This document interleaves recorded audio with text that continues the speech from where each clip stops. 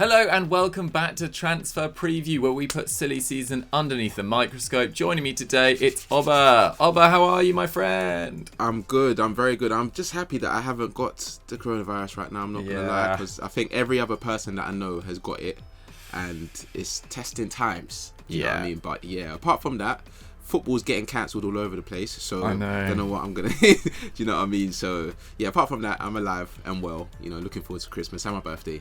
So yeah, how about you, man? Oh yeah, birthday coming up too, very exciting. Yeah, I'm good, surviving the madness. For those not in the UK is an absolute meltdown right now, with everyone catching COVID again. It's such a shame. But anyway, enough COVID chat. Let's get on to the football and the transfer we like, which is Kieran Trippier to Newcastle. Who thought we'd be saying that 6 months ago? Oh, but what's going on with this one? Yeah, it's very strange. It's a very strange one, but it does make a lot of sense. I'm sure Newcastle fans are going to be happy because numerous reports are claiming that Newcastle are closing in on signing the Atletico Madrid right back. Obviously, Kieran Trippier he signed for them a few years ago. He made a big impact at the club. Actually, he was probably their best player last season when they actually won the La Liga title. And the deal is apparently going to cost the Magpies 30 million euros, and he's apparently going to be their best paid player ahead of, you never guess who it is. You might know because we've spoke about him before, but Miguel Almiron, who is currently on £100,000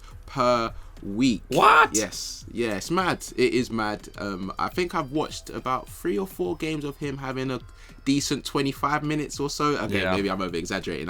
I've seen him have a good few games for Newcastle. He runs a lot. Yeah, he does run a lot, and he puts in a lot of effort. But that's not a good reflection of the club. But like we said, Trippier is definitely a signing that we think would be a good step in the right direction for Newcastle. Even though he's 31 years old, he's still a key player for Atletico Madrid. He's had 35 caps for England. He played a crucial part in the Three Lions, making the final in the Euros 2020 in the summer. So he's not done yet. Do you know what I mean? I think Atletico Madrid, I'm not necessarily sure why they're not trying harder for him to stay at the club, especially in their current situation. But at the same time, I think Trippier just wants to come home.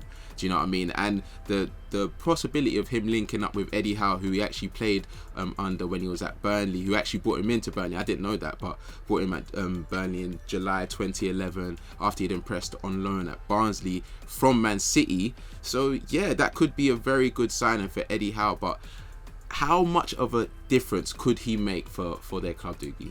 Well, I think a fairly big one. I mean, their current right back is Javier Manquillo, and he's actually not been too bad this year. He's got 1 goal and 2 assists in 10 league games to date. And although Trippier isn't a sort of defensive monster that's instantly going to make them, the most solid team in the league, or even mid-table in terms of that metric, he only completes 3.2 tackles and interceptions per 90. What he really will add to Newcastle, which they sorely lack, is ball progression. He currently completes 7.6 progressive passes per 90, ranking in the top 1% of players in Europe's top 5 leagues. Really is a difference maker with the ball at his feet. And last season, his 0.14 expected assists per 90 would only be topped by Alain Saint-Maximin, who's 0.18, and Richie 0.15 in Newcastle's current squad. So a bit of creativity in there as well.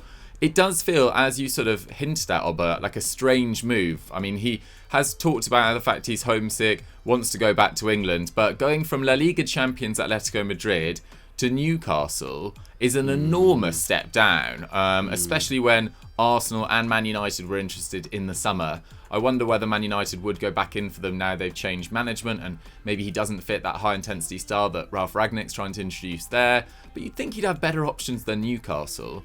But even so, he might not be able to save them if he does go there. They need a couple of good centre-backs and central 100%. Midfielders, arguably, before a right-back. I don't think it's the glaring weakness in their squad. And they're 3 points behind 17th place Watford at the time of writing. Only 5 sides in Europe's top 5 leagues have conceded more than their 34 league goals. So, from Trippier's perspective, I can just see this ending up in Premier League years in a couple of years' time. And they're like, In January, Trippier swapped sunny Madrid for rainy Tyneside, but was unable to help them or whatever. I can feel it's going to be an absolute disaster for him personally. But for Newcastle, I can understand why their fans and club are getting very overexcited about this. I mean, Oba, do you give Newcastle much hope of staying up, even if they sign Trippier?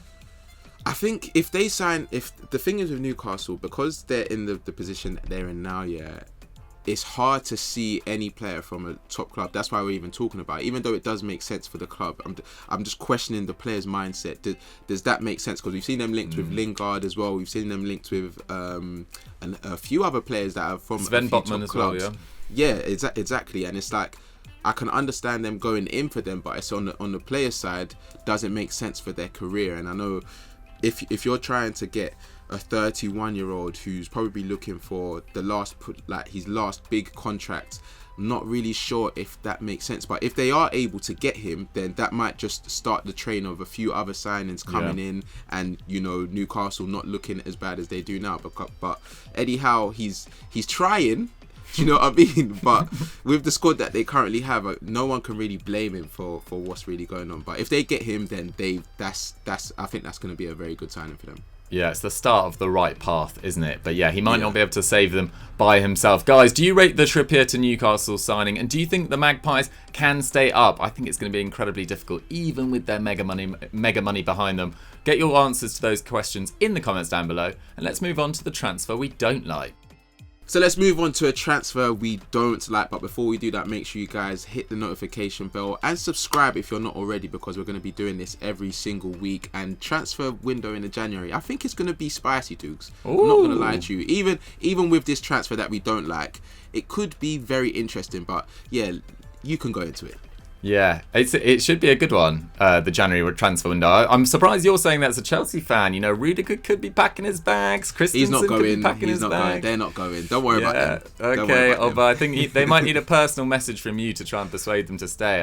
I don't know. I think Rudiger's off. But anyway, let's get on to the transfer we don't like, which is Mauro Icardi to Juventus. Yes, according to Tuttosport, Juve hope to sign PSG's unwanted striker Mauro Icardi in January on loan. Now, it does make a lot of sense in one respect. The Bianconeri have been struggling for goals this season. They've only netted 23 in 17 matches, which is topped by 10 teams in Serie A. Imagine saying that a few years ago. 10 teams outscoring Juve. Wow. Dybala is their top scorer on 5 at the moment, and as talented as Dybala is, he cannot stay fit for any length of time. They have been linked to the likes of Cavani and Vlahovic, but according to the report by Tuttosport, the Argentinian is the most feasible option.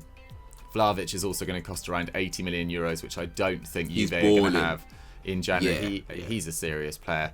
And although this deal would be on a temporary basis, PSG are apparently trying to include an obligation to buy, which just goes to show how far his stock has fallen. They, of course, only signed him permanently for a fee that rose to 52 million euros after initially joining on loan. So Juve, who are struggling up top, sign a proven striker with 170 goals to his name. Why, Oba, are we not so keen on this deal then? You know what? I think it's just, I don't know if it's just the drama that comes with Icardi, yeah. But yes, that's a good point. Yeah, I think a loan deal isn't the worst option, but I think that obligation to buy is probably what's throwing Juve off a little bit, because they've been linked with him for a few years now, and he's got 8 caps for Argentina. He's a proven goal scorer. His record isn't that bad, if we're being honest. He scored 36 goals in 76 games for PSG, which is actually pretty good, but that's only 3 league goals this term. But he's missed 26 games since the start of last season, and even when he is fit, he doesn't play either. He's only been given 630 minutes of league action this season. Obviously, we understand Messi, Neymar and Mbappe, they obviously take priority, but at the same time, that's not what they would have expected from the Argentine. And his numbers are suffering. He only takes 2.1 shots per 90, down from 3.3 last term, 0.7 key passes. He's never really been a passer. He's normally just that guy that's lurking in the box. But his expected goals have gone down from 0.73 to 0.56 this year. And obviously,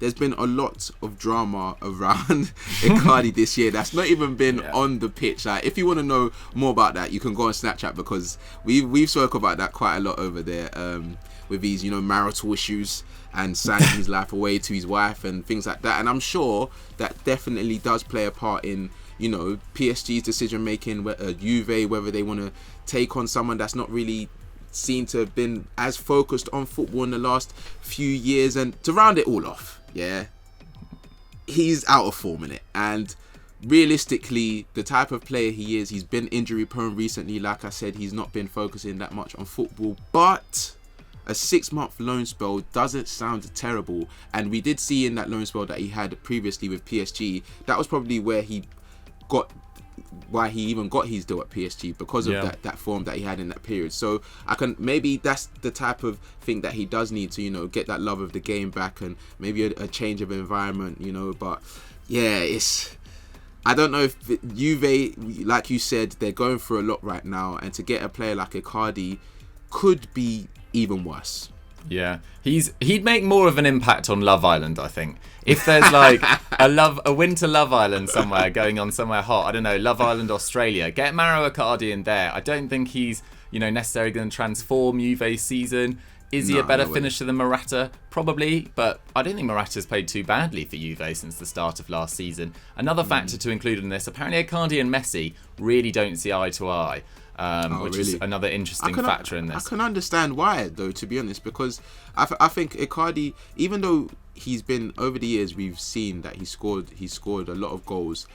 His attitude, you've never really heard of his attitude being amazing. Do you know what I mean? And I don't know him personally, but from all the stories that we see and all the stories that we hear and all of that, I don't know. I don't think he strikes me as one of those players that, if things aren't going his way, he's not necessarily the greatest person to be around. You hear that, Mauro? Not the greatest person to be around. Any opportunity Oba ever gets to interview Icardi has just gone down the drain. To be fair, I think we at Football Daily, we're not going to be top of his list anyway. I don't think we've been the biggest fans of him over the years. But guys, that's all we've got time for on Transfer Preview for this week. I hope you guys enjoyed the show. Let us know what you guys think of Trippier to Newcastle and potentially Icardi to Juve. Oba, what would you like to push to right now? Snapchat, as always, we've got stories that are going out every single day, and we talk about things that we don't necessarily talk about on our YouTube, but also just get in the comments and let us know what transfers you're looking forward to the most that's going to happen in January. Because, and don't try and be like Doogie and mention any Chelsea player going anywhere, because Rudiger and Christensen aren't going anywhere. Put some tear emojis in the chat for Oba, for Rudiger leaving. Get those tears flowing, guys. Thanks very much for watching. We'll catch you next time. Goodbye. Peace.